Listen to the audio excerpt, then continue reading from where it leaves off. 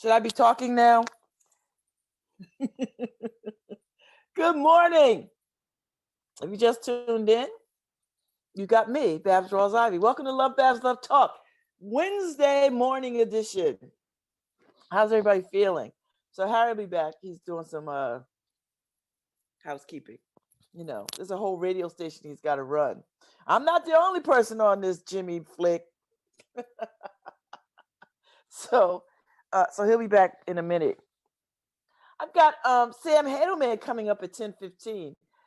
Sam was the WNHH intern a few years back.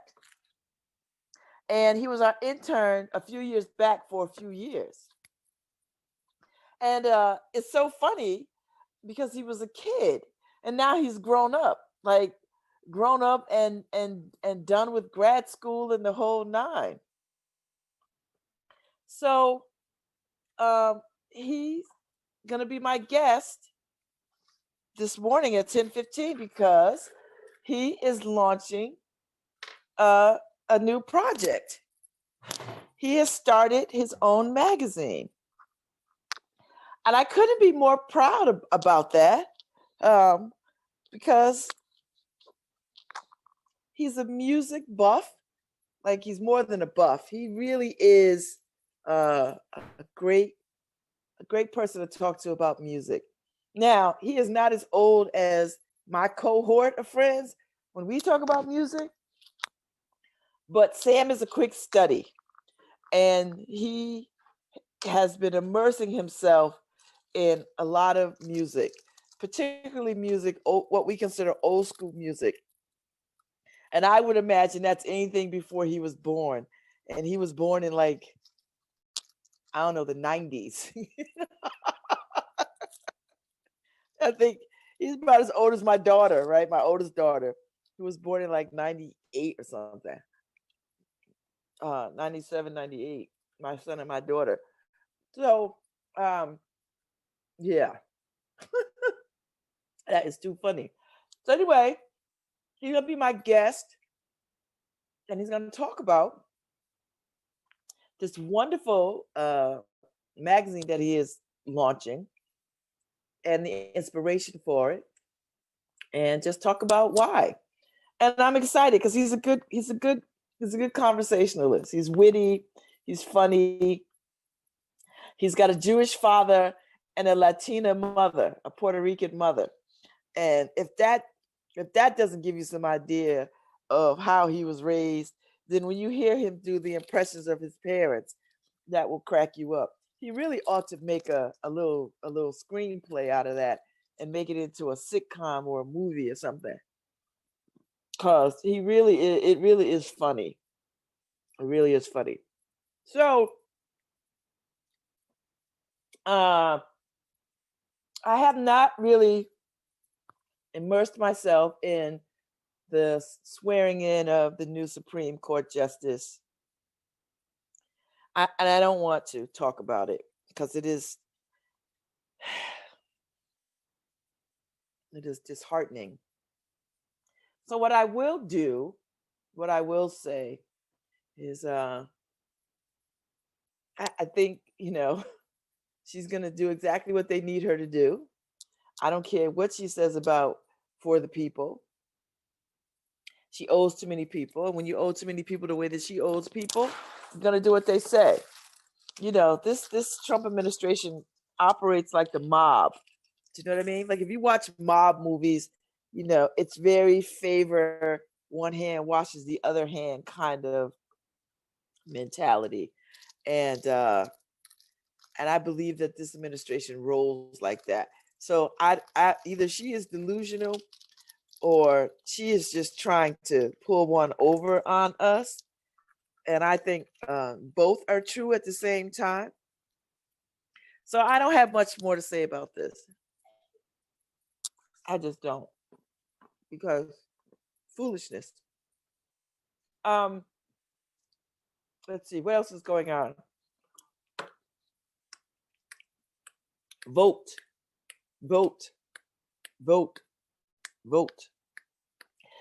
I am impressed and and heartened to see the number of people that have early voted in this country. People have early voted in numbers that surpass voting numbers. So many people have voted already across this country. I think that is a particularly good sign. You know, it is a wonderful, wonderful, wonderful sign. And so I am excited by that. And I hope the momentum stays. I think it is. I've already early voted. I dropped my ballot off the other day in the designated ballot mailbox, not the regular U.S. postal mailbox. I drove down to 200 Orange Street, which is just behind City Hall, and they have two um,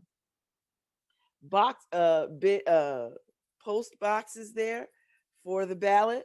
I dropped mine off. It's filled out. It's done. Early voted. So I'm excited and I'm ready, and that's all I need to know. That's all I need to do, and just talk about it. So there are some things. There are some things brewing. Kalila, Professor Kalila Dean Brown, is organizing a group of folks to have parties at the polls, to celebrate at the polls on election day. So she is working with a group of folks to figure out how to, which polls to do what. And I believe the group of us are going to convene on the show to talk about why we're doing that. They're doing it all across the country. I don't know if white folks is paying attention to this, but I know black folks are paying attention to this. So folks are at the polls, partying at the polls, gathering at the polls. It almost feels like a family reunion. And I'm not talking about like ridiculously gathering. I'm talking socially distanced gathering, right? Like people are masked, they're taking all the necessary precautions. But we're not going to let this time go without marking it with something uniquely black. I'm for it. I'm here for it. So I believe they'll be on. Some of them will be on tomorrow or Friday or Monday. So we'll see. We're working out the details now to figure that out. I'm very, very excited. I am very, very, very, very excited. So with that said, I went to bed early last night. My oldest daughter spent the night last night. I was glad. I feel like I'm running a daughter hotel. One daughter goes to work, one daughter spends the night. That daughter gets up and go to work. That other daughter comes home. So I felt like this was a daughter motel last night. So anyway, I was up last night. I went to bed. I turned my TV off at about 9:30. That's how tired I was. Like my body just said, you going to bed. You're not going to sit up here like you've been doing. And so I went to sleep. I slept for about 4.5 hours. When I woke up again, no, I laid down. I went to sleep about 9:30. I woke up again at about 11:30. I woke up, you get up, you get a glass of water, you go to the bathroom. I caught a little bit of the news. And then I turned it off again, went back to sleep. And I woke up again at around 2:30 about 2:15. Because my daughter, Brianna, she has to be to work at like 3:30 in the morning. So she gets up at about 2:30, gets dressed, and then drives her way to work. So I got up with her. So I was up at 2:30. And then after she left, I got back into bed. I messed around for about 20 minutes. By 3:00, 3:10, I was back to sleep, like literally back to sleep. So went back to sleep, and then I didn't wake up again until let's see, this daughter comes in, my youngest daughter comes in at 7. So yeah, at about 7, I heard her come in. I didn't really rouse until about 7:30. So I looked at the clock and I was like, okay, all right. So I got up a little more than an hour ago, and here I am. So yeah, it's not a bad routine. I don't feel tired or exhausted, but I do get that sleep is necessary. Sleep is necessary. So I'm excited by that. I got some sleep. And I put new sheets on the bed. I bought these fleece sheets. You know, it feels like teddy bear blankets, soft, but they're sheets and pillowcases. So when you get in the bed, it's so cuddly. It feels like you're wrapped in a teddy bear. It can get a little warm, like for me, because I go back and forth between hot and cold. Um, but you know, that's just flicking the covers off and then flicking them back on, off, on, off, on, off. No big deal. But these sheets are lovely, and I put them on because it's starting to get cold now. Like the weather is cold. Today it's raining. It's gonna rain all day to this afternoon. Then tomorrow, so I'm trying to do all my work today so that I don't have to go out tomorrow. So that I don't have to do anything tomorrow. I can stay in the house. I don't have to be out in these streets because it's gonna pour tomorrow, which is what we need. We need rain. We need lots and lots of rain. We need lots of rain. And then Friday, a little bit of snow. I don't think we're gonna see any snow because I live on the coast. So coastal Connecticut, we're not gonna see much. We're not gonna see any snow. We might see a little bit of flurries, but not snow like they're gonna see like up in Hartford. I think Hartford's gonna get some snow. So so yeah, so that's how my week is the rest of my week is shaking up. I have lots to do, lots to be done, and I'm just feel like I'm moving forward. I feel like I'm moving forward. So anyway, I will save this conversation for Harry when he comes on. But I want to. I was listening last night, or no, it was early this morning. I was turning on. I was watching the Tamra show. What's her name? Is it Tamra? And and I was watching her show, and she had she was doing a piece on modern dating and all the kooky things that are happening around dating. And I was just like, I didn't. So she highlighted this one segment about this photographer in order to bring people together. She asked people to sign up this dating organization app company.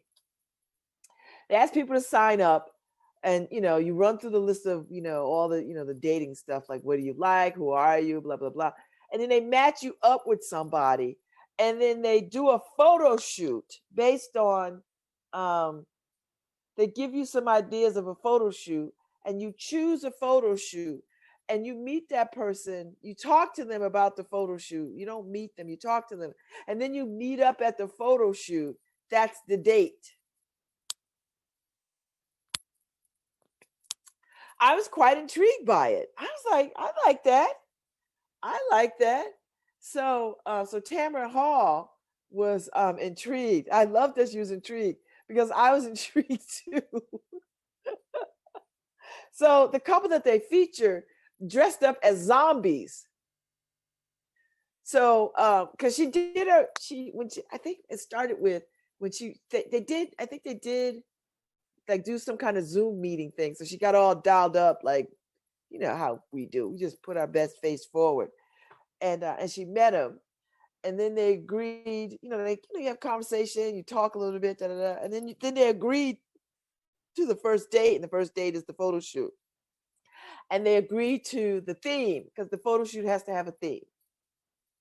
So they had a theme, and the theme was zombies. And so makeup people got them all zombified, and that was their date.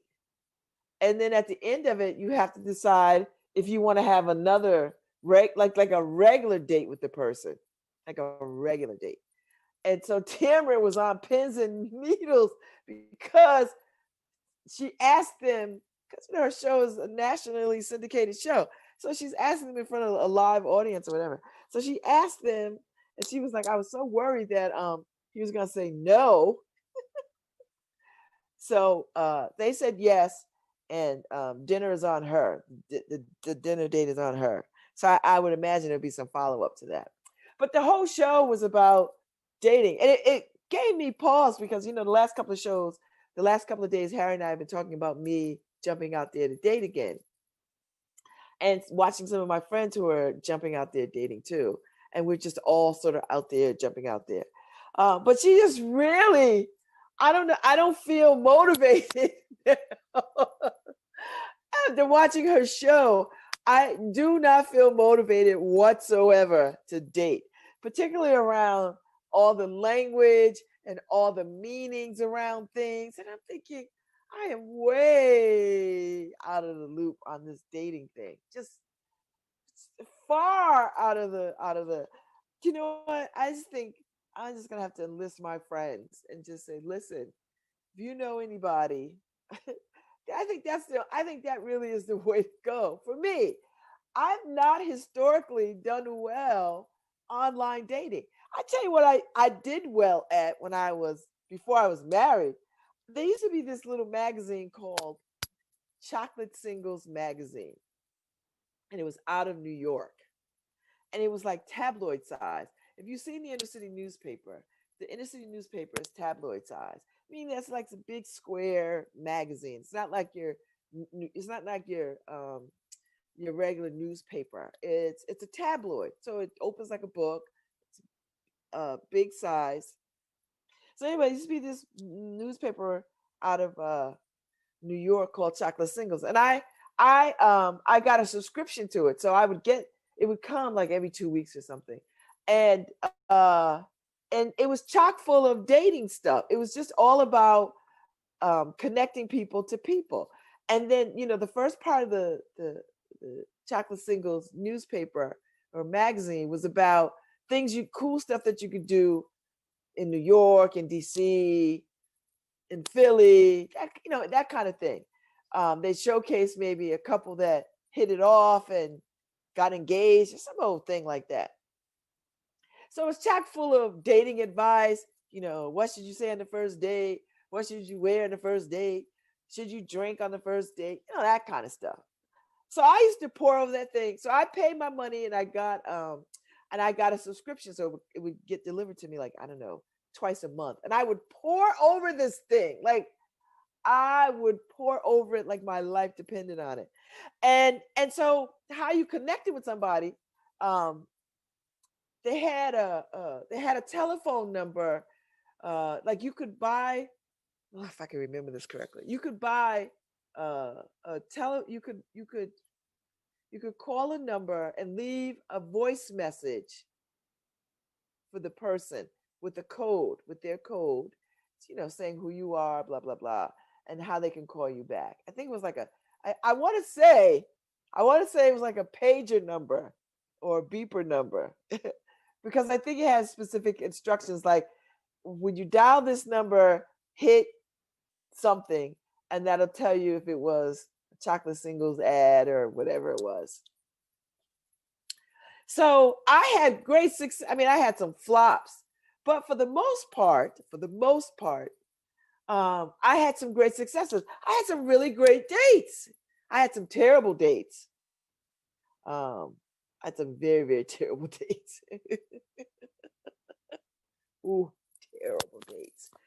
But I had more great dates than terrible dates. You just always remember the bad dates because they were few and far between, so they're easy to remember. If I just had a string of bad dates, I wouldn't remember one from the other.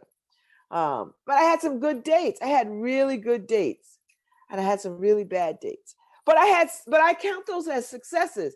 Unlike now, I'm so not successful online dating. It is, I don't know what it is about me that does not translate well. I'm on social media every day. for 2 hours a day. I'm on this show. So I'm bummed that I'm not doing this well. I should have like all kinds of dates. Maybe that's a little big-headed of me. I don't know. Maybe I shouldn't be thinking that I'm all that. But I would think, and I'm not that I don't think that I'm all that, but I think I'm a great date. Like I am a fun date. But I guess if I have to tell somebody I'm a fun date, that's like convincing you that I'm a fun date. So maybe I'm not a fun date. So what am I talking about? What I'm saying is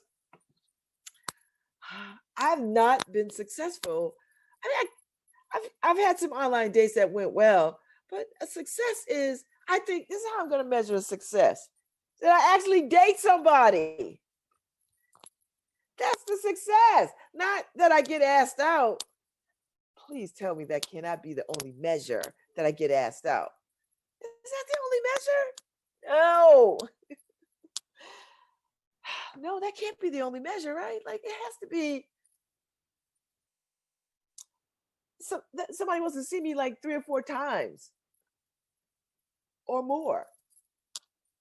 So I've been thinking about this. So, I just have to have a better strategy. And I think a strategy is required. I don't think number one, I don't want to just go out with any old body just because they asked me. That's ridiculous. I'm not desperate. Or what do the young people say? I'm not thirsty. I mean, I am, but you don't want to leave with thirsty. So there's that. I mean, I do have some definite no's of what I will tolerate. My friend Andrew thinks that it might be challenging to date me. I think he said something like that. But now I'm gonna take Harry's side on this. If he thinks it's challenging to date me, then he's not the one. Because the one would not see me as a challenge. The one would be like, that is my match.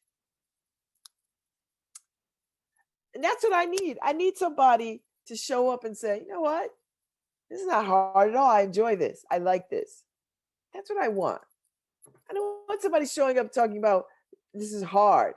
If it's hard, then you have to just go ahead on down the road. That's not what I want to hear. I'm not difficult to love.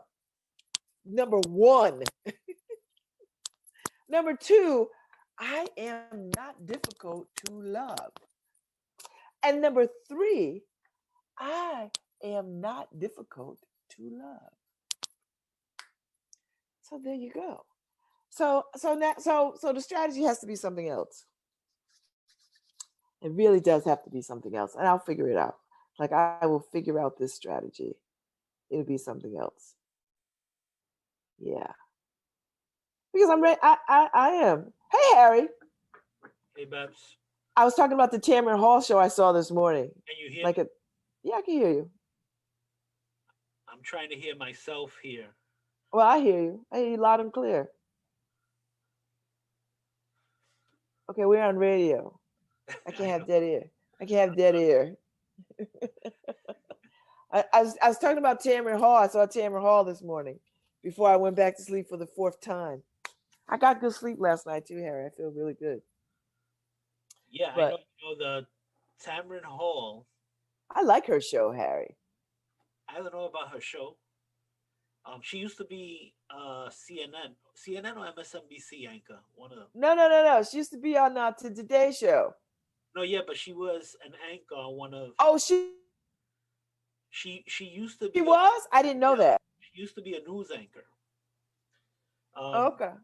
I knew she was on the Today Show, and they kicked her off for that little blonde dummy head chick from Fox, and her show was so terrible. They begged Tamron to come back. She was like, hell no, deuces. Megyn Kelly. Megyn Kelly, her show was terrible. They thought, I don't know why NBC thought they wanted all those Fox crazies to follow her over to NBC. They wasn't going to do that. They rooted in Fox. Well, it wasn't that. It was Megyn Kelly. It's stupid. Was having the war with Trump, and they championed her because she was against Trump. That was a big mistake. I don't know if I never got the sense that she was against Trump. I Oh, just thought she was definitely stupid. was. I always thought she was for him, right? I mean, she was just well. Anyway, she was good for Fox. Like she could play that dual role over there because everybody over there is stupid. But when she came over to a network where intellect can kind of rise up sometimes, she didn't do well. Her show sucked, Harry. And then she'd say racist stuff and get called to the mat, and then would say, "Oh, I had no idea that was racist." What? Yeah, so she was a broadcast journalist. She was an anchor on NBC News and also on MSNBC. Okay, Tamron Hall. Yeah.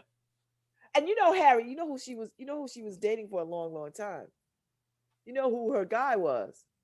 The other cat, but that follows Rachel Maddow. What's his name? What's his name? The guy who follows Rachel Maddow. That follows Rachel Maddow. Is it What is his name? I can't think of his name. Lawrence O'Donnell? Yes. That was they were in a relationship for a long time, and he didn't want to get married, Harry. So Yeah. she wanted to get married. He didn't want to get married. I guess because he'd been married and he had grown children and blah blah blah blah blah. You know that old mess. So don't you know, Harry? She left him. She gave him an ultimatum. He didn't meet it. She left him, and then within I don't know 9 months, she was married. Maybe less than a year. She was married and pregnant. Well, good that she left Lawrence O'Donnell. She's married and pregnant, Harry, and she's still married. And that baby is what, 3 years old, 4 years old, or something? 3 years old. And she was like 40 something years old when she had this baby. Like she was a high risk. I mean, they say any woman over 30 is high risk, Harry. So that's whatever. That's just men and their stupidness. I actually think it's a myth now, right? Because so many more women are having their babies after 30. Yeah, it's not a myth. They still consider you high risk. But the risk is not as high as it was, say, 10, 15 years ago. Yeah. Because when I was trying to get pregnant, Harry, and I was, oh gosh, Harry, I was in my 40s and I was high risk. I mean, I knew I couldn't have children, but the medical community wanted to try. It was like, oh, we have new technologies, blah blah blah blah blah blah blah blah. No, didn't work. You know what the technology was, Harry? Adoption. that was the technology that made me a mother. Adoption. So anyway, so Tamara had this whole show on Harry about I don't want to say extreme dating, just dating not as we know it. We know dating, Harry. Somebody introduces you to somebody, you talk on the phone a few times, you meet up for dinner or something, and then you decide if you want to see them again or whatever. Simple, right? No. There's a whole other dating world out there, Harry, that brings people together in crazy, crazy kinds of ways. So this dating company pulled together these people. You sign up, Harry, that you do all the things that you would do on a app that a dating app. What do you like? What do you don't like? How tall are you? Blah blah blah. Are you a Nazi? All that kind of stuff. And so Nazis are a no for you? Nazis are a no for me, Harry. I don't know. I maybe check back with me in a decade, but Nazis are still a no. So your first day, Harry, you do like a Zoom thing, like this. You sit, you talk, you put your best face on, your best outfit, and you sit in front of a camera and you just, you talk, you get to know each other. And then you decide if you want to do the date. So the date, Harry, is a photo shoot, a themed photo shoot. So to come up to I guess they give you a list of themes. So this couple chose zombies.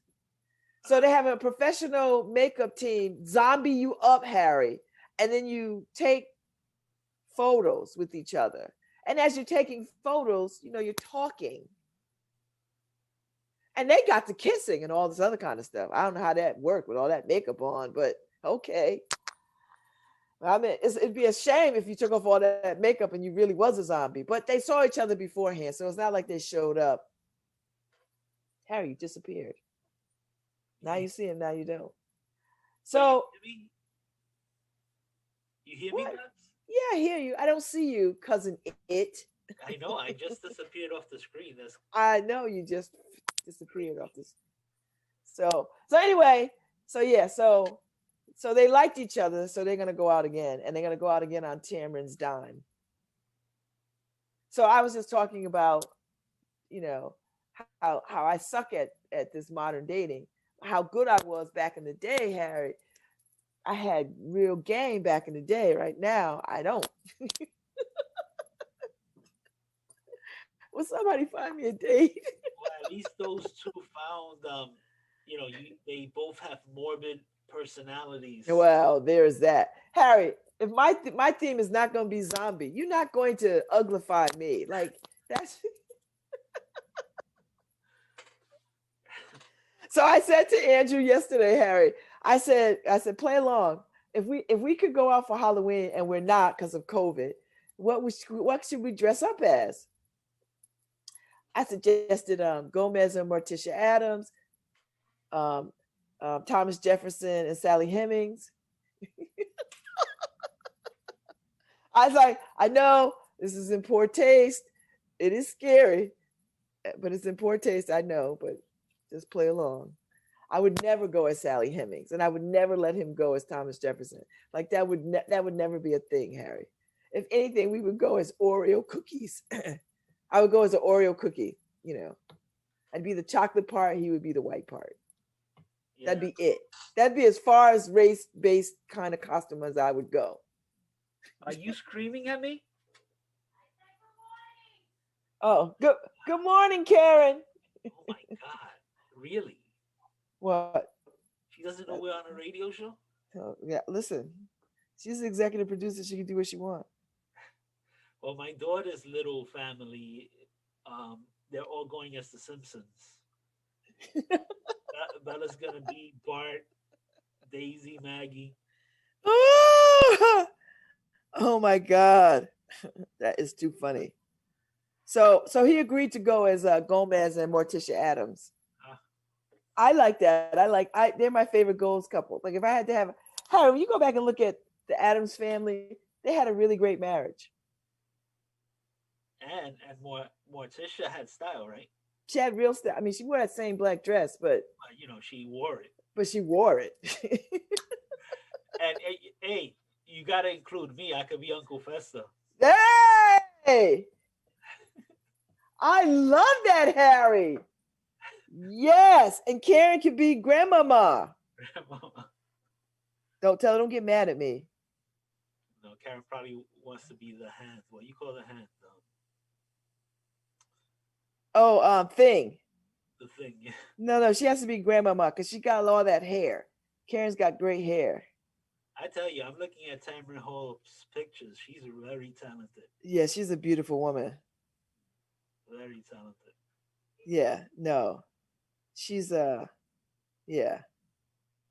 And then I could make my kids Khalil and Margot already Wednesday and Pugsley Adams, although Khalil is not fat, so he just had to be a streamlined Pugsley. That's a horrible name, Pugsley. I wonder if anybody actually is tall. Huh? Khalil is tall though. Yes, he is very tall. He's like 6'4". He could be Lurch. We need a Lurch. Not him though. He would make a good Lurch. We need somebody a little older. Maybe Joe Ugly. Oh man. Never mind. That you said he looks old. No, ooh, shoot. No, I didn't mean it like that. I didn't mean like he looked old. No, I meant like he's older than my son. That's what I meant. Not that he looked old. Never mind. Let's change the subject because if he's listening, I will get a call. Or he'll be talking about me on his show tomorrow morning. Yo.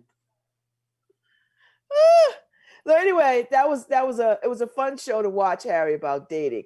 And then they had some other there's so much language. So Tamron is like me, Harry. She was like, listen, we need some grown-up dating. Like not this foolishness these kids want to do with this texting and all these little words that they use and emojis. Like, what happened to comedy? She talked about because she was out there dating too, you know. And then when she broke up with what's his face and she met, you know, the man, and he's good to her too, Harry. Like he's good to her. He's good to her, and Well, he. you know, thank God she got rid of Lawrence because that's not a match. Well, apparently it's not. I mean, he's not. He's a good-looking man, Harry. Don't get me wrong. You know, but if he's not ready to be married and you want to be married, you got to ditch. Don't waste. No, you cannot waste any more time on somebody who does not want to be with you. And I listen. If I have to give you an ultimatum, Harry, that already tells me you're not interested. Although I saw this thing where this woman, Harry, her boyfriend was a manager at Target or something.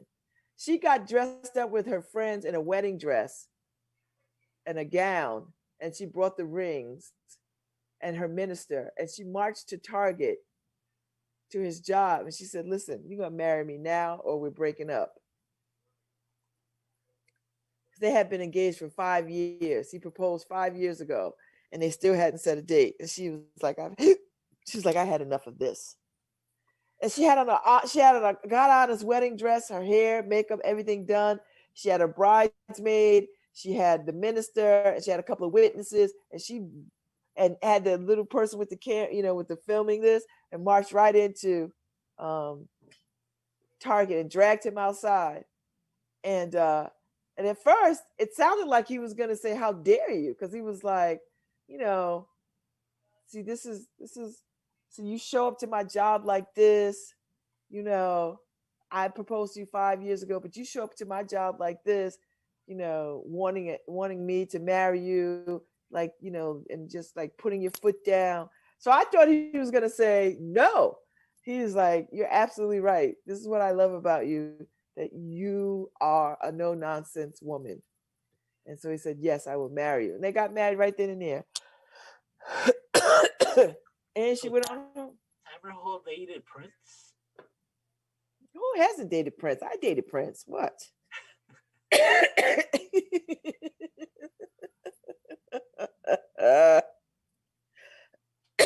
What's the big deal? Well, you know, Prince was. Harry, are you not listening to me at all? You just enamored of Tamron Hall. Yeah, I'm sorry.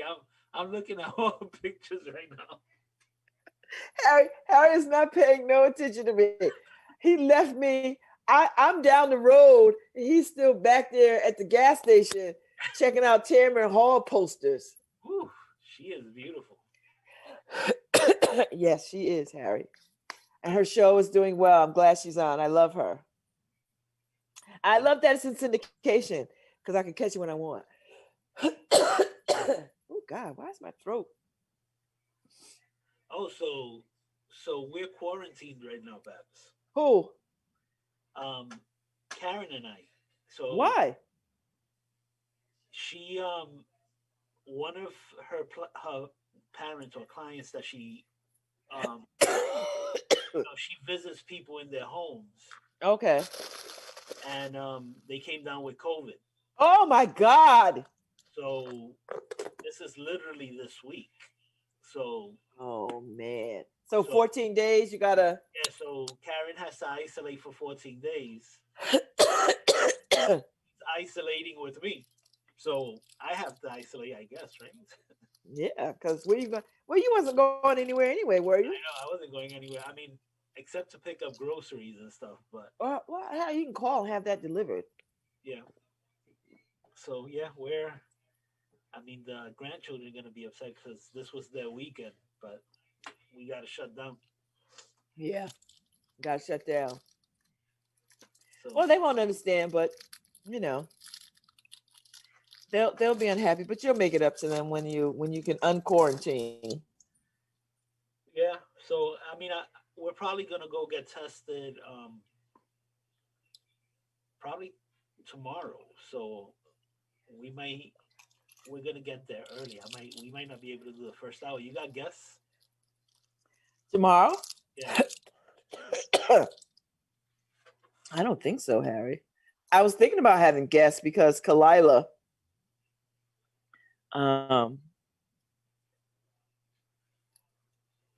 because Kalila is launching something around the polls, and I wanted to hear what she wanted to propose. So, but I told her anyway if she was doing it around 10 o'clock, 10:15. All right. So I'll let you know if we're gonna be there early tomorrow to get our test. Okay. Okay. But Well, yeah, those testing lines aren't long anyway. So we should be. I mean, none of us are sick or anything, but you never. you can't go by that. I know you never know. You cannot go by that, Harry. You cannot go by that. I mean, you've had the test, right? Yes. And it's quick. Yeah. Yeah. Have you not had it? No, I haven't had it because Oh. Ooh. But I've asked my doctor, and she's like, "Do you have any symptoms?" Oh, it's not necessary. So, Okay. but now it's kind of necessary. Well, now it's necessary because you've been exposed. Yeah. I mean, I think everybody has been exposed to this at this point. But if you can get tested and know where you're standing, know your numbers, then you can, go on about your merry way. That's what I suggest. Well, I'm looking for the closest place that gives the bleach shots into your veins.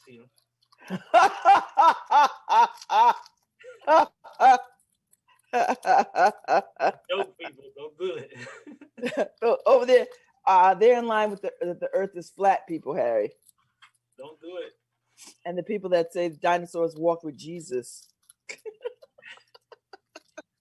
Instead of you remember the Banaka blast? I don't know if they still sell that. You remember the Banaka that you can have you create your own bleach. Harry, don't say this because you'll get people out there. It's a joke, okay? So don't go do something stupid and blame it on me. No, I don't. We don't need that kind of. No. It's a joke. No, we don't need that, Harry. We should be good. We're healthy, pretty healthy people. I mean, I'm in the high risk of everything. So me too, Harry. So me too, Harry. I'm like, all right. But I'm good. What are my numbers? Okay, these are my numbers. These are my numbers. But my wife is more worried about her client than herself right now. Well, because your wife is selfless. She loves her job and she concerns herself with people. So yeah, she's a humanist. That's mistake number one. No, because she's married to you, so that is not a mistake. Oh. Nothing she does is a mistake. I see what you did there. She had mercy on me, and she married me, so she's a humanist. She didn't have mercy on you, Harry. She don't listen. She didn't have to marry you. You wasn't dying. That would be the mercy. She didn't do that. She married you because she loved you, and underneath all of your gruff, she saw a teddy bear, a diamond in the rough.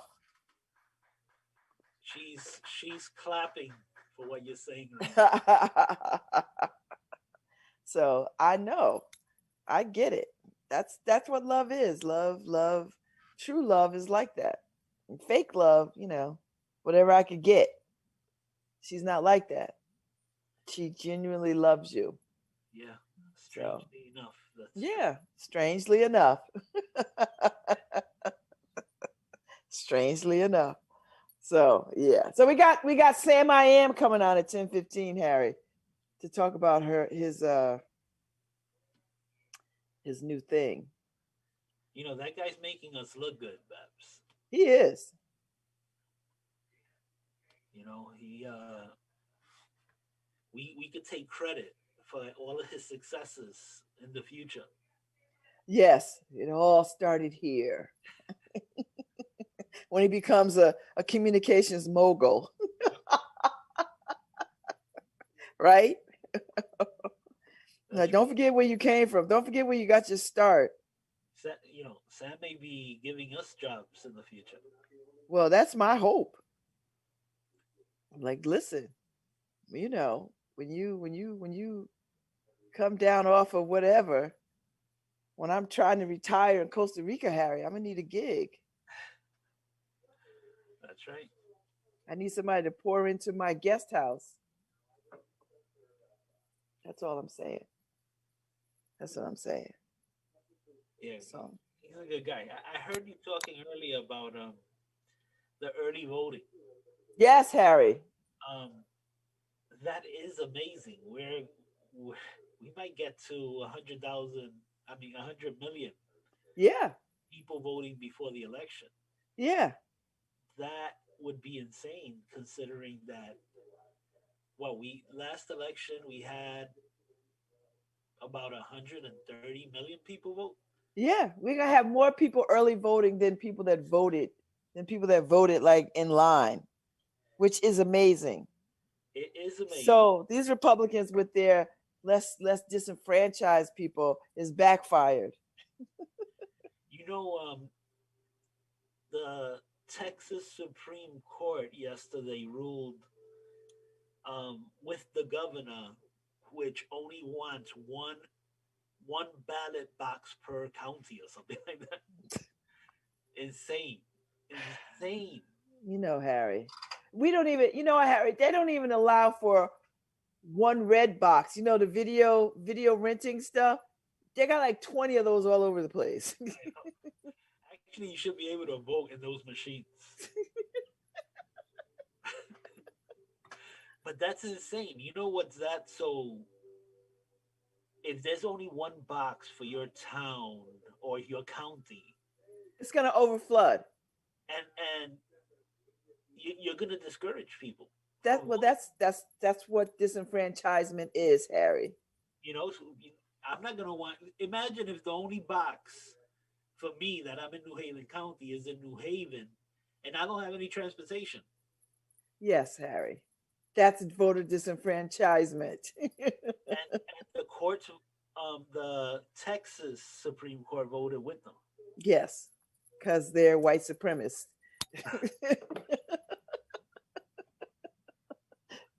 that's that's how it works, Harry.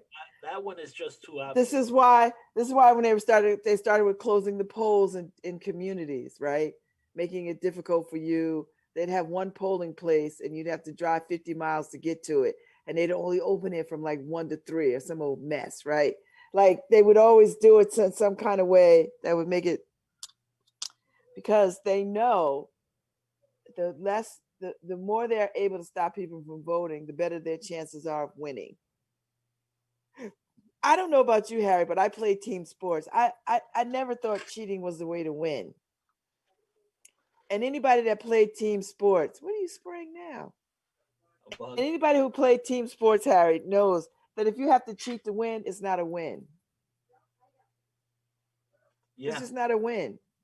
Well, and then you had the decision come down on the Wisconsin, um, because moved um, counting ballots past the election. I think they had changed it to 9 days after the election.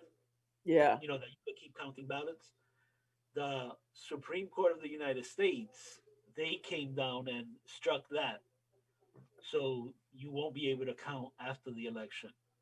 So look for a lot of those decisions to be coming down right before the election, where they're gonna basically say if your ballot isn't in by election day, your ballot's not gonna count. Your vote's not gonna count. That's why you have to postmark those things. You have to get them in. Yeah, you have to. You I got mine in on time. you have to get it in. Not don't just think postmark. If you're there to postmark it, turn it in. You don't want to. And then they're talking about up to 6% of the ballots getting thrown out because they weren't filled out properly. So that's another issue that's gonna drive people crazy election night Yeah. Yeah. because 6% of the vote not counting is insane when Trump won by less than 1% the last election. So Well, he didn't win the popular vote. So no, that doesn't count. He didn't win the popular vote. he didn't win the popular vote, but the states, the swing states that you needed to win, he won by less than 1%. Mm. So getting rid of 6% of the vote, it could See, my problem with this thing is if you already have you have the guy, the Trump guy who heads up the postal services, right? Because he started slowing down the postal delivery service. So you've got that aspect to slow down getting ballots, right? When they caught wind of that, he vowed to not do that. But he still hasn't reopened a lot of the mail sorting places across the country where this matters a great deal. Um, so you have that to contend with, Harry. You've got elderly people and older people and disabled people and all kinds of people who depend already on absentee ballots. You have students who depend on absentee ballots. So you have all these people who are accustomed to mailing their ballots the way they've always mailed them for the better part of their voting lives.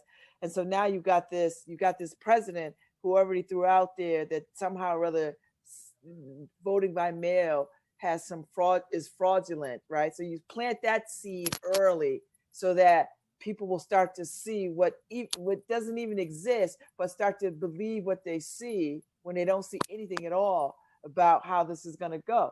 I mean, I think the Doobie brother said it best. What a fool believes he sees. So if you think if you're a conspiracy theorist, you're already going to think, see, my vote is not going to count if it's mailed. And now they're confirming that. See, it's just a level of disenfranchisement that says we need a better system in place so that people's hard won vote counts and matters. That's the point that I want to make. Like we should be ashamed of ourselves as Americans to be even playing these kind of games. Do you know what I mean? perception is 2020. So yeah, you're right. Whatever you perceive, you believe. So I mean, it's just a fact of life, and most of us, um, most of our opinions are actually developed and everything by somebody else's opinion. So we never take the time to do our own homework. So yeah, a lot of people are gonna be bamboozled. Yeah. Yeah, I really do. I really think, and I'm hoping that the Biden folks. Hi, this is Babz Rawls-Ivy from New Haven, Connecticut, and you're listening to WNHHLP 103.5 FM, streaming live at newhavenindependent.org. I really do believe, Harry, in this country, we ought to move toward making voting day a holiday so we can just have it done. Do you know what I mean? Like this should not be this should not be left up to this kind of dissension. It shouldn't. It makes no sense. It just makes no. We have holidays for God's sake for the most ridiculous of things. We just had one recently, Columbus Day.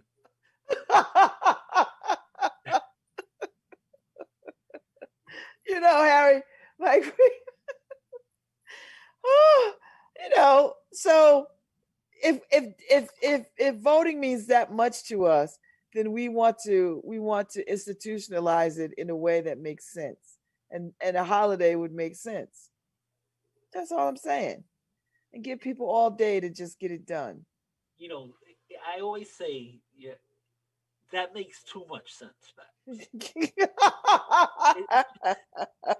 that one is just, it should be a gimme. It's a layup, right? Yeah, And those are the decisions that have you scratching your head yeah, about all the politicians. Yeah, I It's know. like, I come know. on, fight for something that makes sense.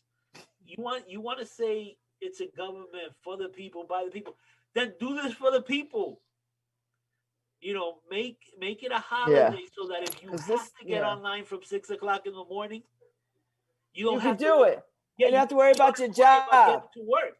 You don't have or to worry. getting your kids to school or, do you know what I mean? Like, just all these Exactly. barriers that make it so difficult. Like, why? Something as simple as voting. Why do we have so many barriers to this? Why? Because the powers that be want to because it's cheating. Plain and simple. You know what's that you get up early, 6 o'clock in the morning, and the line is so long that you have to catch a bus to make it to your job by 9 o'clock, Yeah. and the line, you look at the line, it's not moving like you need it to move. You get off the line and you go to work, Yeah. and there goes your vote. Yeah. That's insane. Yeah. No, I So know. I know. I mean, I was a politician. I stood out there with people, I mean, watching people how vote. hard is it? How hard is it? Why isn't there a bill passing through Congress right now to do that? I mean, Oh, there is. Your boy Mitch McConnell was sitting on all the bills, Harry. but is there a bill to make it a holiday? I haven't seen Yeah, one. yeah, no, there's always been bills to make it a holiday. We need to They put one forth every year, Harry. that we should put the We should storm the Capitol, Harry, with that bill and be like, "This is what we want." well, we should put the number to all the congressional offices and demand it. Yes, I'm Have with you, Harry. Listen, you got to argue with me, Harry. I'll lead the charge. We can go get our own tiki torches and march right the hell on the Capitol. No, we can't do tiki No, torches you anymore. don't want tiki torches? Okay. No, they're tainted How now. about battery operated candles? That way nothing gets on fire, Harry. Right now, all of the people who use No tiki wax torches, burns hands. tiki torches are just tossed out. Nobody's using them anymore. I know everybody, because if you use them, you look like a racist. If you get out your car, your neighbor sees you with tiki torches, then the eyebrow goes up, and you're like, no, no, no, it's not what I'm putting them in the backyard.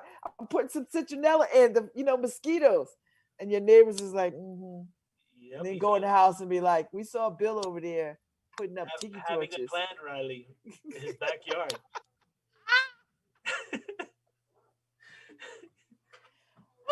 Let's say you shouldn't have them.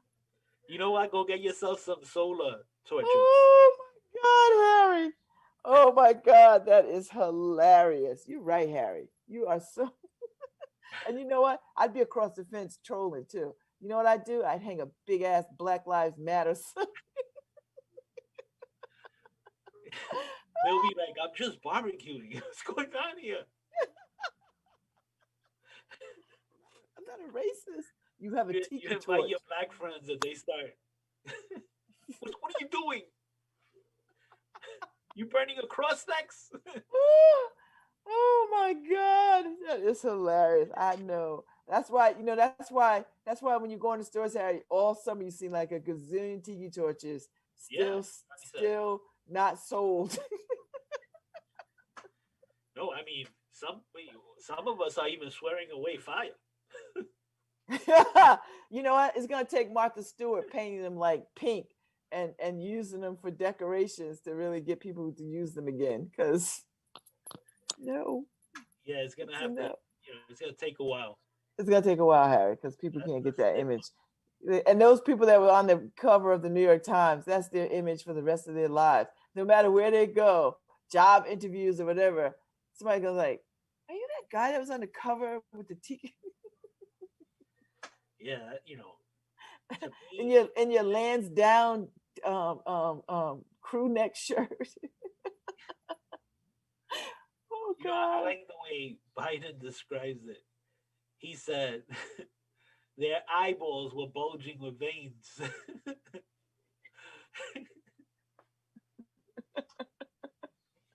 Oh Lord. Oh God, Harry, we gotta leave America. We gotta leave. Is Sam in the waiting room? Oh, I should check that. Yeah, you should check. He didn't text me, so he must not be there yet. He better not be late either. Well, you know, Sam was always late, Babz. I know. He'll be texting me. I don't know where. I don't know where things are. I'm trying to pull up his magazine. Did he send you a copy of the magazine, Harry? No, I saw the link on Facebook. Okay. Because I know I thought he sent us all a link. I know he gave us a shout out. Which was very nice. You know. Very, very nice. He's not there yet. Oh, he's not there yet? Oh, well, he's just washing his face then, because Sam, you know what? He used to come late and then try to buy you off with, I'll go get you a coffee. That's how you learn. You want something? Because I'm going to go get my breakfast. But Sam, you didn't eat breakfast? You're late. That's why he had to be his own boss. Yeah. He knew that too. He knows it. He knows it. Let me look him up because I can't find him in my email. I'm a little concerned about that because I wanted to look at the magazine while I was talking to him because I think it's pretty cool. And it looks really, really well done. He's a very talented kid. You know what? We'll bring him in after this quick music break. Okay, take a break. Break.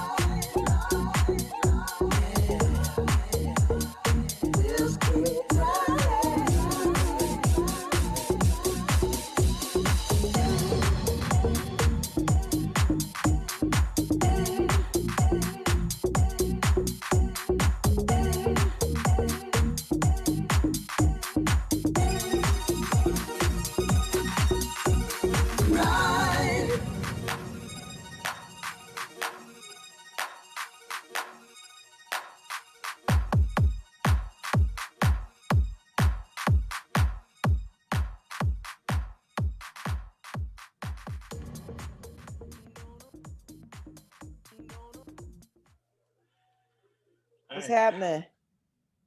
I don't know where Sam is. Oh Lord. It's Zoom and he's still late.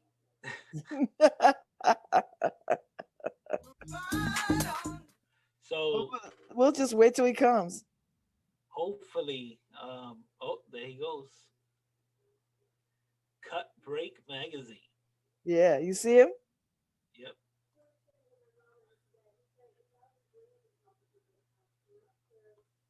Actually, he's on time. It was 10:15. Whoa.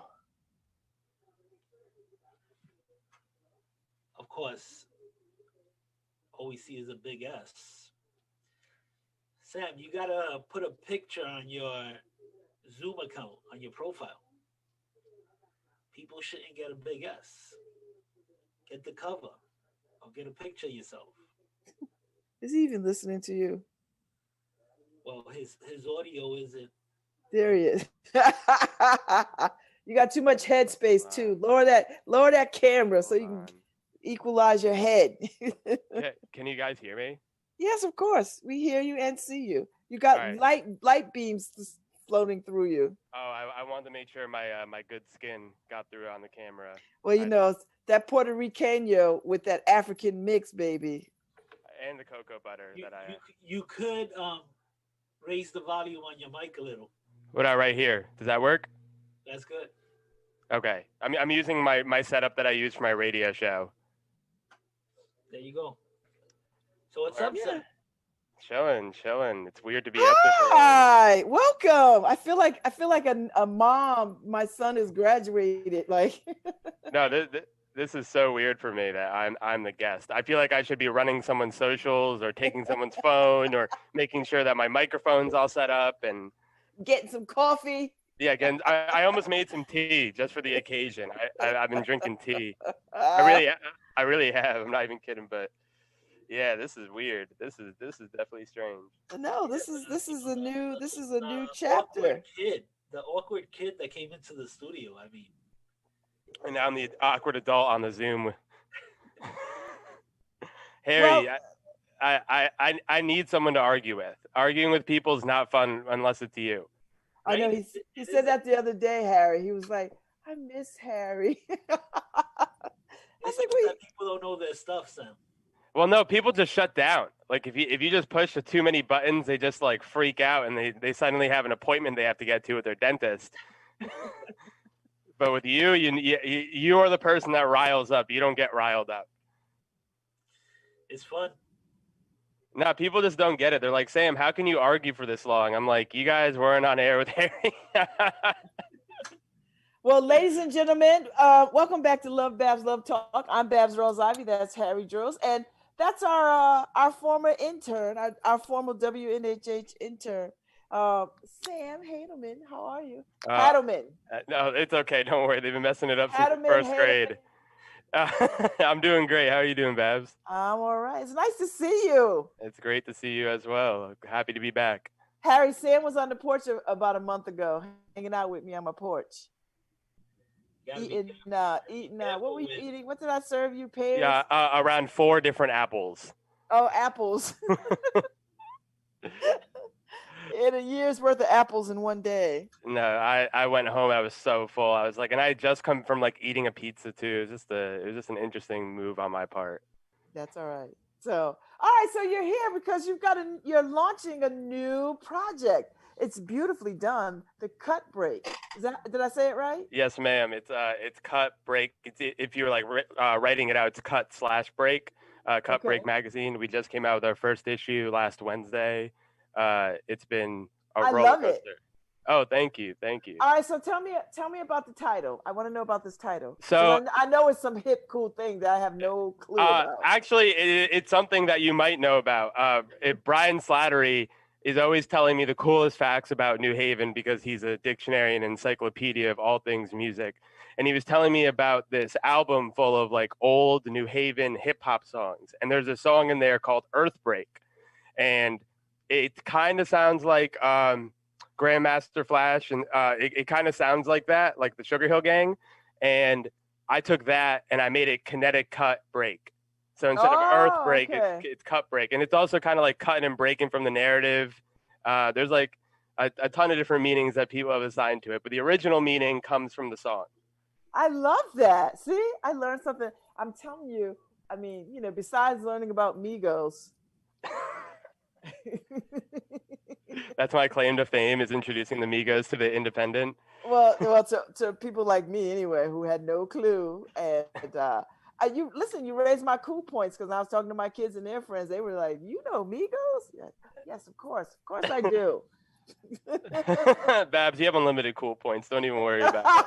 Oh no, they run out. But you added some to my. So you do this magazine. Why? I just kept hearing about these insane accomplishments from Connecticut artists, and I just didn't see it being like anywhere. Like I'd hear like, oh, this person produced for Gunna and Lil Baby. This person designed this for Burna Boy. Like I just kept hearing about these accomplishments, and I was like, I wish that there was a place where all these wide-ranging accomplishments could be in an editorial place, somewhere where they could all live and coexist. So back in October, I kind of had this idea. I was like, if I was ever in Connecticut, I would love to do this. And then this small, tiny little pandemic happened, and I'm stuck back in Connecticut. And me and my partner, Greg Gagliardi, who helped me every single step of the way, we just decided to develop this idea from the ground up. And it was actually my senior project for grad school. It's like actually how I graduated grad school too. Wow. I forget you went to grad school. Harry and I were just talking about that, because when you came to us, you were still, burrowing your way through undergrad. Yeah. It's been a really, I kind of forget how long I've been at this until I like look at my old videos at the Independent, and I'm like, oh my God, I look like I am 15 years old. now I look like 30. But yeah. But yeah, starting at the Independent was the best thing for me. Like getting to see how like real journalists and real radio hosts work at it, like Tom Breen, obviously Paul Bass, Harry, Christopher Peak, anybody you could think of course, you, Babz, Lucy Gilman, like being able to see all these people work, it was just such a blessing. And it was the only way I would have been able to do something like this, is just like watching you guys work. So I remember when you introduced me and Babz to Sadie. Oh no, bro! Don't bring that up. Don't bring that up. We're dead in that. Okay, I said Sade's name one time wrong, and now I have every one of her albums on vinyl. You will not find anybody else who has more Sade on vinyl than me. I'll tell you that much. You're never gonna live that one down. You in good company. Lots of people, when she burst on the scene, lots of people made that same mistake. That's all right. And listen, I know so many kids who are named Sade now because of her. It's the best thing. So, and spelled just like that. So there you go. Sadie. You know. The name's Sadie. No, I'm not identifying that's me. I'm living. I think about that all the time. So what do you want this magazine to do? Like, what's your hopes and dreams for this magazine? I just hope I get to create a space. It's not the Sam Hattleman magazine. It's Cut Break. I want to have artists from beyond the bounds of my musical knowledge. I don't even want it just to be music. I want to have fashion designers in there. There's a few TikTokers I'd like to reach out to who are gaining some traction in Connecticut. I'll do actors. I will do anything that is interesting in Connecticut. I want to cover, and not for me, just so I could help put Connecticut on the map, because there's just so much cool things going on here that you just don't find out about, because there just isn't one place where everything's tapped in. And that's really what I want to become, is that thing that everybody could turn to, like, oh, this person did so and so, let me go check it out on Cut Break. Because I know that we can put together a great body of work in a short amount of time. That it's a service that I think is unique to the state. Mm-hmm, mm-hmm. So how did you figure out the first issue? Like, what made you decide on this first issue? The curated content that you pulled together. How did you decide that? So I wanted to assemble the best media people in Connecticut. And if you look through Mystery Girl Radio, who is probably one of the best Connecticut journalists out, we reached out to her and she did some work for us. We had her do a mystery mix. And then I knew I wanted to keep going. So I asked CT Breakthrough, another really big podcast in the Connecticut region, if he wanted to write his first article. He's actually like a pretty well-known podcaster in the area. And I was like, hey, do you want to cover anyone you want? And that was the thing. I didn't want it to be my vision. I want it to be the collective visions of people who want to be there. And then I had Noah Simon. He's the person who wrote the piece on Them Airs. He edited most of the magazine. I truly wouldn't have been able to do it without him. Just having like a great team around, you know what I mean? And the designer, Hallie Pollard, she absolutely knocked it out the park. It was really just figuring out each of the small little pieces to create the holistic thing. And then we want to get a good list of organizations that you can donate to straight out of the magazine. We came up with like a short little list, and the links actually work within the magazine. So if you click on the link, it takes you right to the organization's page. It was just really figuring it out step by step to make sure we didn't miss anything. So how often is this magazine going to launch? I think that we want to do it seasonally right now. Seasonally is like when we're thinking. We're already kind of started playing around with the second round of ideas. And I should also mention that Lee Bezel was a huge reason why I wanted to put this together. I've known Lee for a couple months. He is absolutely the nicest person out. He can rap for days, and that kid's going to be huge. Watch. I'm not just saying that because he's on the cover of my magazine, but just watch. His song was hand selected by Kevin Durant and Steve Stout to be in the NBA 2K20 game. And yeah, I promise you that kid's going to be huge. I believe you. I'm not a liar, and I'm usually not wrong. So all right. So you're gonna come out seasonally. Thanks, Harry, for putting that up. So you're gonna come out seasonally. So how do you assemble a team to do this? Do people come to you? Do you find people? Like, what's your pitch? So the first time it was me, because the thing I do know how to do is I know how to assemble a team. I know who does things really well, and I know how to make them work really well together. I think being kind of like the person in charge was kind of weird at first, just because I'm much more used to being a worker ant. But I knew exactly what I wanted out of each person, and they perfectly delivered it. And having Greg at my side, Greg Agliardi, my partner in the project, having him there, who are kind of like a yin and yang. He is tapped into a whole different set of skills that really came out in the magazine, and it wouldn't have been possible without him. So just knowing what everyone's good at and what everyone might need improvement on and helping people out, that was really the crux of me putting this together. Okay. All right. Okay. So you want to stay edgy and topical and Connecticut vibe. And do you think people will be surprised at how much talent comes out of Connecticut? Oh, absolutely. Absolutely. People Because I'm surprised because I don't know any of these people. Yeah, So. yeah, and it sucks because I do, like, in my head, I'm like, man, this person's cool, and it's all about just making sure that everybody wants to work. But yeah, I think people are going to be so surprised when I tell them that the person who created Sold Out Dates with Gunna and Lil Baby went to West Haven High. I know those names don't mean anything to you, but they are two of the world's biggest artists. When I tell you that that kid went to West Haven High, people freak out. They're like, nah, you lying, and I'm like, no, check it out. When I tell you that one of the best designers in the country, Sacha Moretti, makes his clothes in New Haven, people freak out. When I tell people that, like, what, for example, for the cover shoot, you see we're at a basketball court, there was a bunch of kids there, and I was like, Lee Bezel's pulling up, and they're like, oh, the guy from 2K.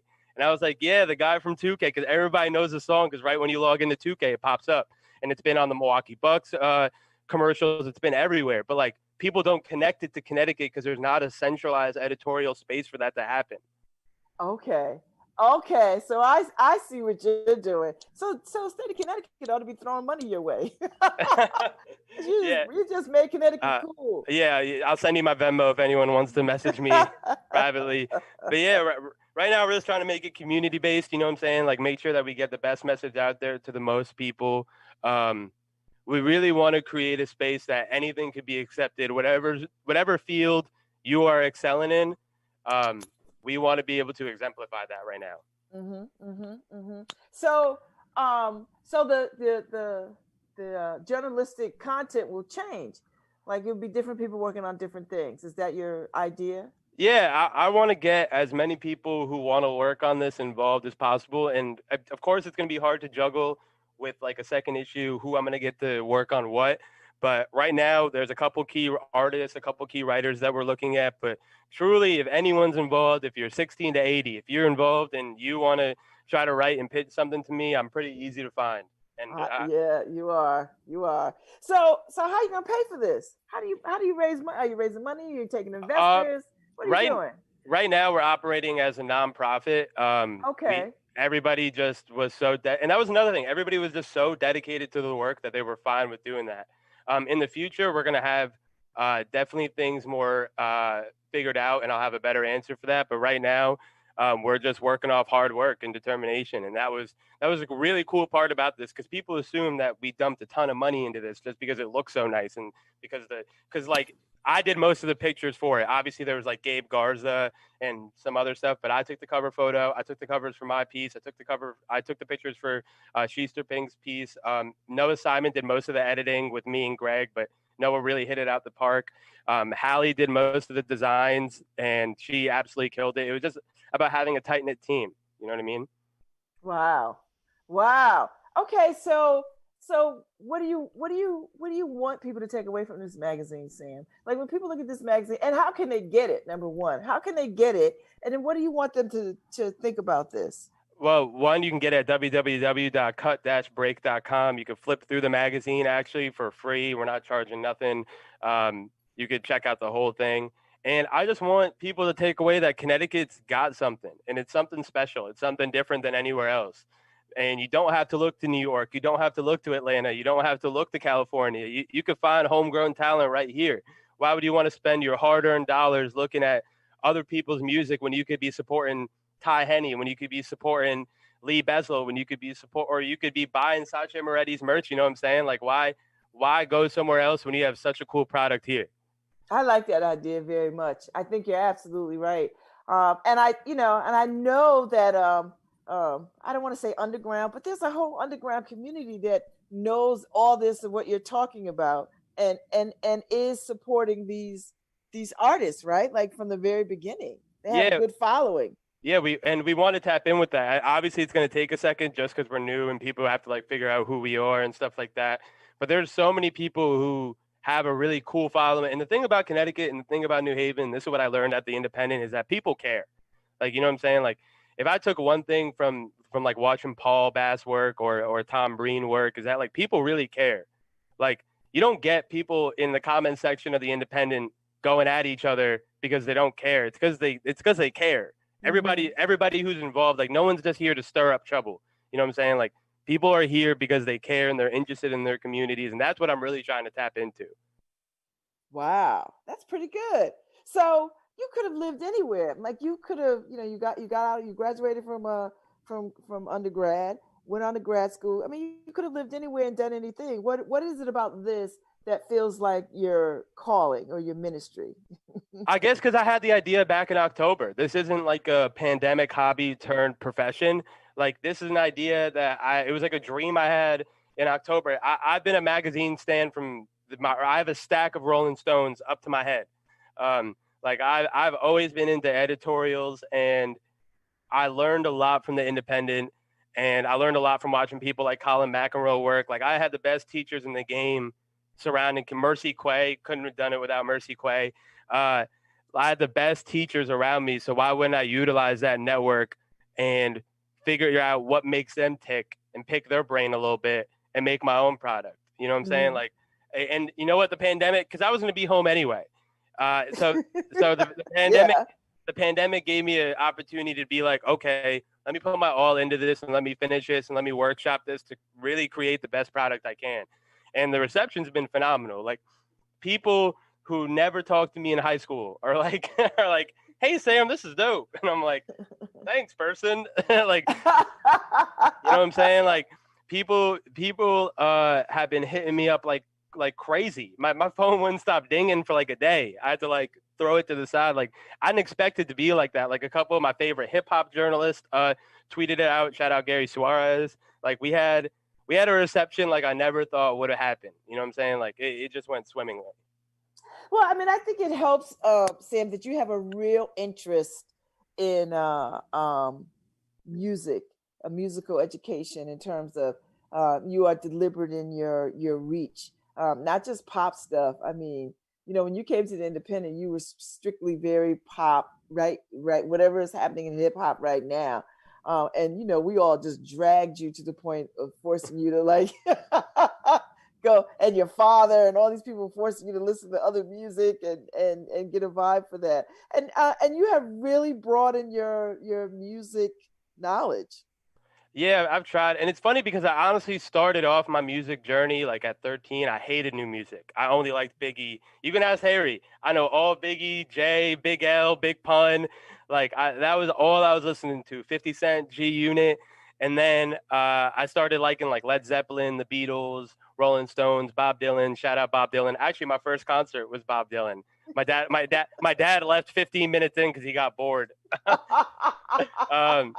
But then through like the work of like seeing what you played on your show and having my dad bullying me every single day to listen to different types of music, I truly feel like I'm quite holistic. If you looked at my record collection to the left of me, you would see I've developed quite the eclectic ear. Which I think is what you need.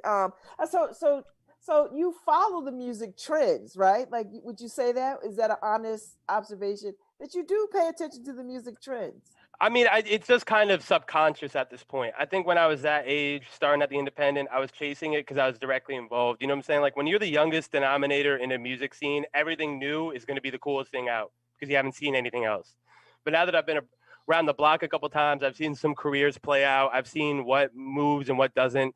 I realize I don't always have to be tapped into what's new. I think that my music taste will always shine through, regardless of what era I'm talking about. Like but there are times where like I'm listening to 16-year-old rappers or 18-year-old rappers because like new is always innovative, but I really try to mix it up. And if you ever check out the Sam Hadelman show Tuesdays at 3 to 4, you see that like I like last week I was playing like Stevie Wonder, Golden Lady. Like I play everything you could possibly think of just because I really try. It's like practicing to me. It's like practicing ball. Like I'm just out shooting threes all day, like just trying to perfect my shot. Because people don't think about it like that. People don't think about it like working out a muscle. Mm-hmm.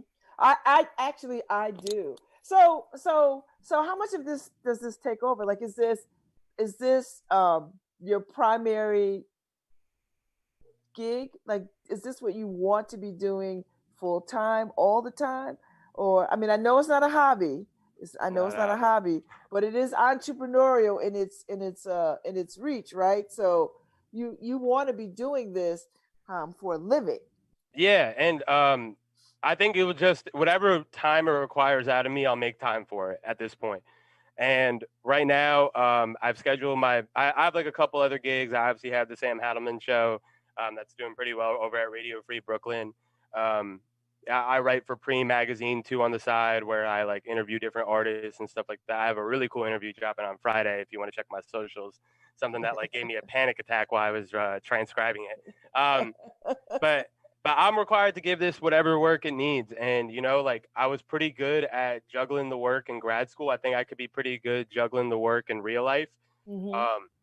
And it's really about my team, you know, like Hallie, Greg, Noah, Michael DiMartino, like everybody around me allows me the space where I'm not the last thing I wanted, because, you know, I used to be a person at the last second, like, oh, at the last second, I'm going to hand this in. And usually I still balled out, but like, this time, that was the last thing I wanted. The last thing I wanted was to hand something in at the last second and hope it flies. That was not what happened with this magazine. What happened with this magazine was me and my team meticulously went through the website. We meticulously went through the magazine. We made sure that everything worked swimmingly, and I could say that the product kind of speaks to that. It does. It's a beautiful body of work. So how? You know, you had this idea for this magazine for some time, then COVID hits. So how much pivot and shifting did you have to do as a result of this pandemic?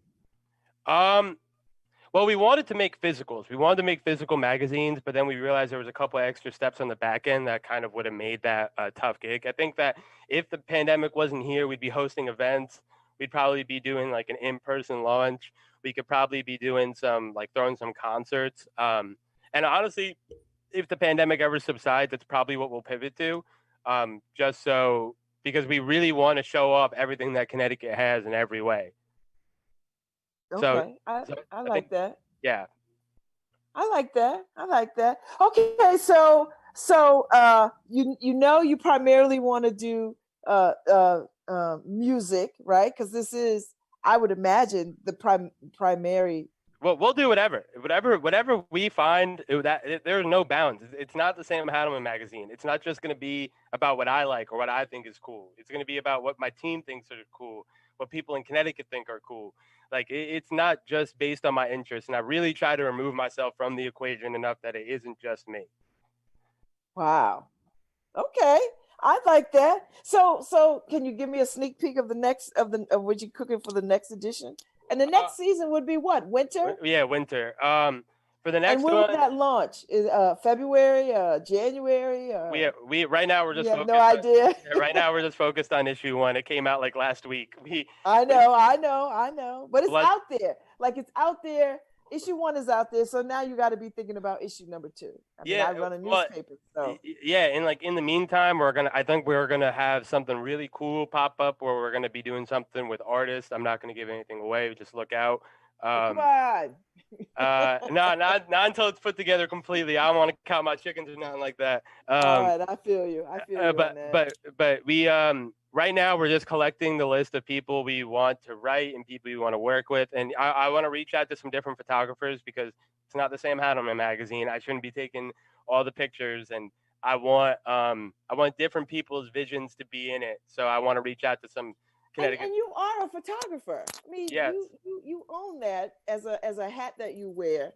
I wear a lot of hats. Yeah. I'm a radio and when host. did you know that you were a photographer? Like, when did that come through your interning time, or did you know that prior to interning? No. When I was interning at the Independent, Paul would just give me this big camera and be like, "Try it." And then I was like, okay, like I kind of got what I was doing. There was he actually had me take pictures of Cardi B back in the day. I was at I remember that. And listen, I owe you a huge apology because you were trying to get me to go to that concert. And I was just like, I don't know who this young girl is. I am not going to that. And my children to this day still are mad at me that I didn't take your advice and go and then drag them with me because I had no idea who she was. That was the funniest week because I just kept walking into Paul, watching clips of Cardi B from Love and Hip Hop, and him just laughing to himself. I'm like, what is going on? Or Paul pulling up Cardi B songs. So I used to take pictures because I used to cover shows for the Independent. That was actually my first gig with y'all was that I would like go to shows and take pictures, but I never really thought about it. It was just like a means to an end. And then around December, I went to a show and I wanted to take some pictures, and I didn't want to bring in a big camera, so I snuck a disposable camera up my sleeve to make sure that I could bring a camera in. And so I started taking pictures of Benny the Butcher, who's like one of hip hop's premier artists now. And I sent the pictures to the manager. He was like, "Oh, take some merchandise pics for us because we have some merchandise we want to get out." So I called my friend over. We took some pics 8 a.m. in the morning, put them up, and they ended up getting like 8,000 likes on Instagram. And then they were like, "Oh, can you come to the next show?" And then it kind of started from there. And it was like a complete accident. Like I didn't really mean to become a photographer. And then right before the pandemic, I was hitting like 3-4 shows a night. I got pics of Dapper Dan. I got pics of J. Cole. I got pics of Tyra Banks. Like it was just like completely by accident. Like I didn't mean I met AOC, but my camera jammed, which was kind of like the worst day of my life. It was like a completely accidental gig, but people really liked it. People really liked the pictures. All right, so let's change gears a little bit. So let's talk a little bit about you, Sam, the person, and some of the things that you like to do, and what are you into these days? Are you reading anything interesting? Who are you listening to? Because I'm always interested in who you are listening to. Oh, that's a good question, because I usually try to talk about things in a perspective that's not my own. But what I'm listening to, I listen to a lot of Benny the Butcher. I listen to a lot of Griselda. I listen to a lot of Big L. I'm listening to a lot of Wu-Tang again. I was listening to, Wu-Tang is always good. Raekwon the Chef. I just played some Only Built for Cuban Links on my show. I was listening to Taylor Swift for a hot minute. I was listening to Radiohead. I really try to cover every base I can, and that's why like it's hard to catch me. You know what I'm saying? Because like sure, people could figure out what music I like and replicate it or whatever, but like next week I'm on to the new thing, and I'm watching a ton of Lovecraft's Country. I can't stop watching it. I'm like every 5 minutes of that show, I'm like, what? I can't say that on the radio, but I'm like, what is going on? Like, what is going on? Oh, so you've not gotten to the end yet. I'm at the last episode. Don't give anything away. No, I'm not. I'll listen. When you finish it, you need to call me up and let's have a conversation about it, because I want to know what you think. Because I'm always interested in what people think of this, because it's so rich in history and mystery and whimsy and voodoo and all that kind of stuff. So I love it. It's a million different types of shows in one. Sorry, I'm just looking around my room to see if I have any records around that I've been listening to. I'm listening to a lot of Rick Ross. Right when the magazine dropped, I listened to Tears of Joy by Rick Ross, just because I was like, I told Mercy that, and she freaked out. She's like, "Who still listens to Rick Ross?" And I'm like, me. I have it on vinyl. I have 3 Rick Ross records on vinyl. But yeah, I put on Tears of Joy by Rick Ross, and I was just like, wow, this is crazy. Like, I couldn't even believe it. Oh my gosh. So now what drives you to pick music? Like, how do you pick music, Sam? Like, how do you come to it? Like, now I don't want to I don't want you to tell me the things that you think you should be listening to, but what do you like? Like, what does Sam like? Like, if you're home, you chilling, and you're just like, you know what? This is what I want to hear. I like something that I can visualize. That's kind of been always my greatest skill when listening to music, is the fact that I could just pick up lyrics and draw the picture in my head immediately. And I need something that is just different from what I've heard before, or at least a great interpretation. Like if it's like a long lineage, like trap music, like I'm cool with all trap music sounding similar because I understand where it derives from and why it sounds like that. So I'm always just looking, like music's like a big puzzle for me, and whatever can fill in those little tiny bits where like, oh, that's why this sounds like that. Oh, that's why that sounds like that. That's really what I go for. But like as terms of finding new music, I'm always just looking at the producer list of different, sorry to give away a little bit of my sauce, but whenever like there's an album I really like, I'll be like, oh, this person produced this. That's why it sounds like this. Let me go look at more of their work. Just do your homework. That'd be are you a reader, Sam? Are you picking up books? Are you looking at other magazines? What are you doing? Yeah, I read and I write a lot. I read a lot of different publications. I read a couple books here and there. I've always been more of a visual person. I always liked movies and TV more. Maybe that's just because of the whole Gen Z thing. But I've been trying to get into more literature because the more I read, the better I get at writing. Like sometimes it's scary where I'll like, because like I had to read all the time in grad school, and like after like a long read, and I'd be like, oh, did I just pull that word out while I'm writing? I'm like, oh man, I didn't even know that word existed. This is weird. All right, so you like Lovecraft. What else are you watching? I just got done with Watchmen. No, Okay. I have one episode left in Watchmen, and Okay. I May Destroy You is the best show of the whole year. It's like, Okay. Oh and yeah, then we talked a little bit about that. We talked a little bit about it. yeah, and Girlfriends, and I watch Girlfriends every day. How are you watching Girlfriends with Tracy Ellis Ross and Jill Marie Jones and yes. yeah. Me and my mom watch Girlfriends sometimes, and then yeah, that's pretty much it. That's pretty much all the TV I watch. It's been great. Because I like didn't watch TV before the pandemic. I stopped watching TV for like 4 years. I didn't even own a TV in college. Like I never watched TV. So this has been kind of nice. Oh, okay. All right. And watching with your mom has got to be pretty funny. Yeah. She's like one of those watchers where she has to ask a question every 30 seconds. So she'll be like, Mira, what's going on? What's going on? And so I'm for like, those that don't know, Sam's mother is Puerto Rican. Dominican. She's Dominican. And but she like is always asking questions, and I'm like, Mom, we're watching the same show. How could I answer this question for? Sorry, tangent. So if he's making fun of his mother in a Latino dialect, it's not because she's a Latina and he likes. Yeah, I feel like it's the only way to do it justice. Mocking and mimicking her, which is the funniest thing. And I would feel bad if I did an impression of her with my own voice. I feel like it just wouldn't hit as hard. And then he has a Jewish dad. So you put those two together, it is the funniest. It's the funniest thing you ever want to see. So sorry, your secret is out now. It's okay. I think people always try to figure out what I am. Like they're like, oh, are you from like the Middle East? And I'm like, no, close, the Caribbean, like really, really close geographically.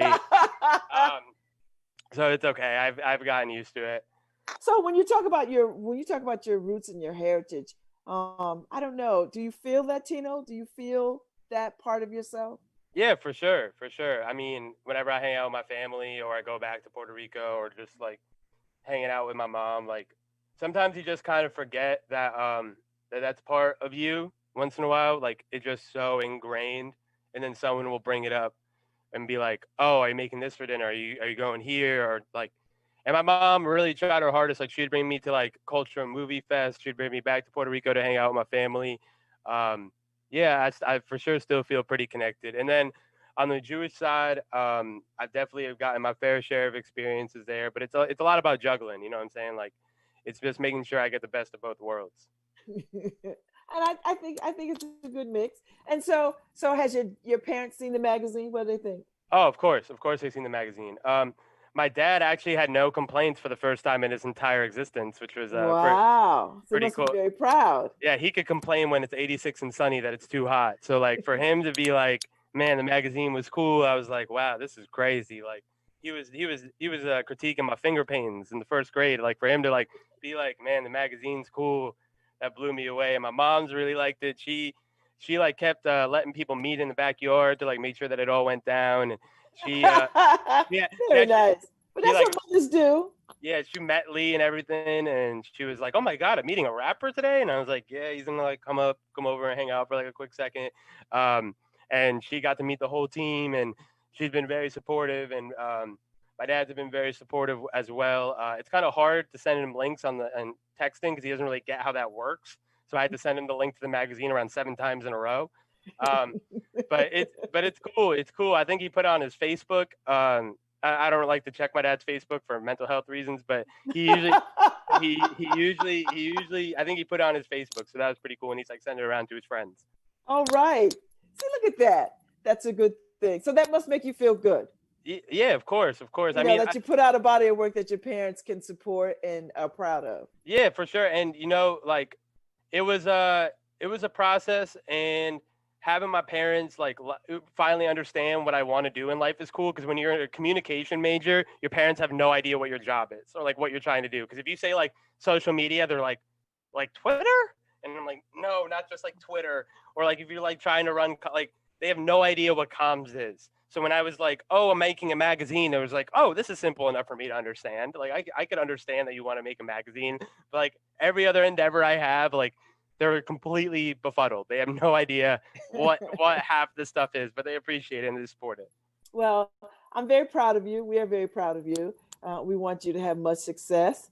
And Thank you. and I want you to come back on a regular basis and just check in and let us know how you're doing and how Whenever we can help. Whenever And you just, want. You know, talk about, you know, what you're gonna put in the magazine. Yeah, I'd rather talk to y'all than talking to the void. You know what I mean? Like I'd rather go at it with Harry than go at it with my parents. It's not as fun because they like, you know, are my parents and they kind of brought me here. But me and Harry can go at it whenever we want. You know that Abelardo's gonna be proud that you say you're Dominican.